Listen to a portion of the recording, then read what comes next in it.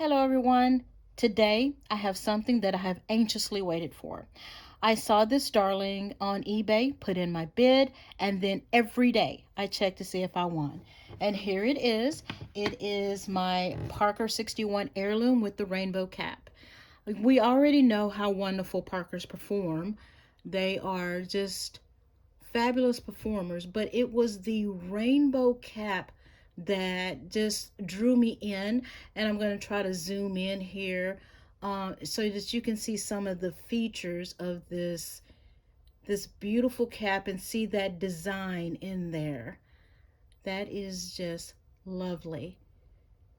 Like I said, when I saw it, I was like, okay, this needs to be in my fountain pen family. Of course, you have your jewel here at the top of the cap, and you have your jewel at the barrel, and it even has the chalk mark here with 61 Heirloom, and this is a medium.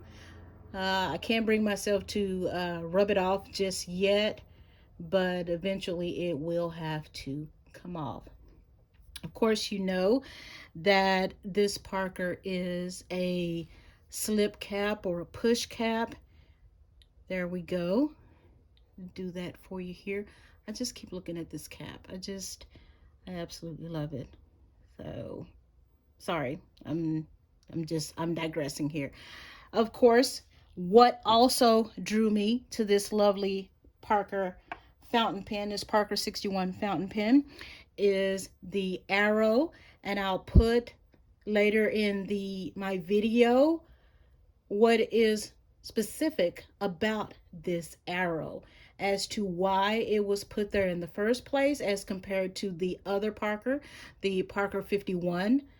There is a reason why they came up with that. But that is also one of the things that I saw a while back that I said, I want this fountain pen. I want something that is distinctly different.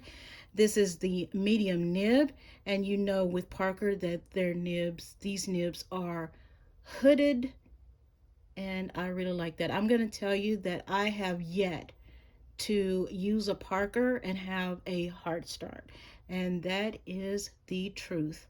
Okay, here we go. The other reason that drew me to this fountain pen was the filling system, or is the filling system. It is a capillary filling system, and I was just in love with that. And be careful here. Here we go with this. Look at that. That is totally different than I've seen on any of the other fountain pens, and I will show you what I really like about this easy peasy way of filling your fountain pen. So here we go. I'm going to carefully sit this over here because I have been writing with it, so just test it out, of course. And what we're going to do is we're going to take our Iroshizuku. This is Tetsuyu Kusa, and I love this color. It's a very soft color, a very beautiful blue. And we're going to take our filling system here, which I do for when I'm refilling my cartridges. And let's see, let's not make a mess here on my desk. Here we go. And pop that bubble here. And we're just going to put a little bit in here. Ooh. Not much. There we go. Let's move this over here. Oops. There we go. Close this so we will not have a mess. We take our Parker and we put the capillary action right here. And well, capillary is how I say it. I'm sorry. And we dip it. And we let it sit here. Now, if you are blessed enough to get a brand new one, a new old stock, which I was able to get, you let it sit in there for maybe 10 minutes. But generally, once you fill your Parker 61 with the capillary action, that's how I'm going to say it. I'm going to say capillary. And you just let it sit here for a couple of minutes. My hands are still clean. And here we go. We're going to take it out. And I'm going to wipe it just a bit here. Put it back in the barrel. Screw that back on, put the cap back on, and voila. My hands are totally clean. Of course, we need to make sure we clean up any ink that we may have left over. Put that back in there. Move it out of the way, and we are ready to write. Oh, I absolutely love that. I'll move that over here. So when we come back, we'll do a writing sample with my lovely new family edition, my Parker 61 Heirloom. The capillary filling system has a lovely, beautiful feel to it. It's just wonderful. Look how this post, so beautiful, and that looks so lovely in my hand. Okay, all right. When we come back, we're going to write with our lovely Parker 61 Heirloom. And I'll leave a little did you know as to why the arrow is on the barrel.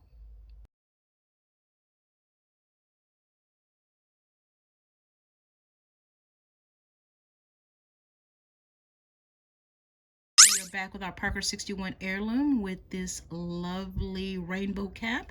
And I want to zoom in here again and show you how beautiful this cap is. This cap is gold inlay, but I don't think that I'll be able to get the stamp mark on camera. So I'm not going to take too much time trying to do that, so we'll move on. This is a 14 karat gold nib, which also adds to that lovely writing experience. And there we go. That's that hooded nib I wanted to show you here. And we'll just write our typical, and see, that's why the arrow is there also, because I had it turned at a different angle, and that's what many of the complaints were.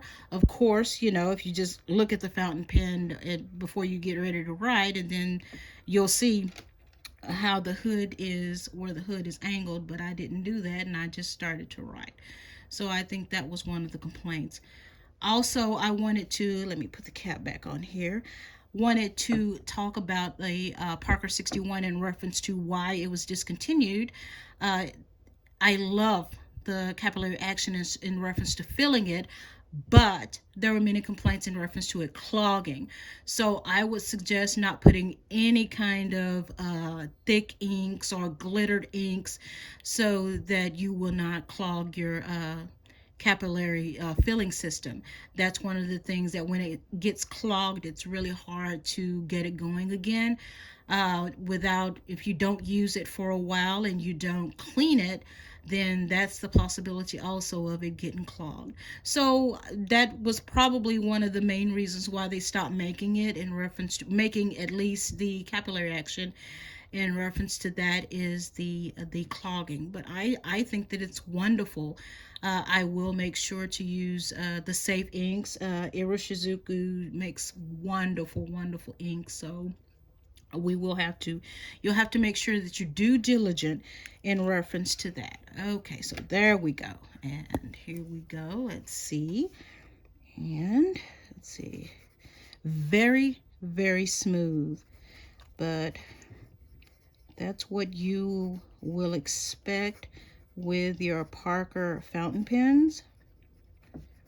I'm writing a little wild here, so forgive me. There we go. Lays down some good ink.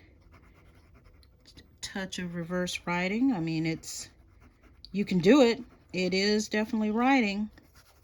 In reference to you needing to keep up, it is Johnny on the spot. And in reference to it being smooth and you just gliding across the paper and you're barely touching it, that's what I want. That's what anybody should want with a fountain pen. So I don't think of this as a waste of an investment. This is a wonderful writer, and I think that you'll be very happy with it. I got it on from a lovely dependable seller on eBay who is 100% in reference to his sales. This pen came earlier than I expected, even though I was anxiously waiting for it. It came way before it was expected to become. He does communicate with you, so I enjoy that as well. And I've also purchased other pens from him. So I'm going to put this darling back in its home until it goes into my with the other family of my pens. I try to keep my vintage pens all together. So with that, I bid you a fair and wonderful goodbye. Thank you for watching Right or Always Right, and God bless.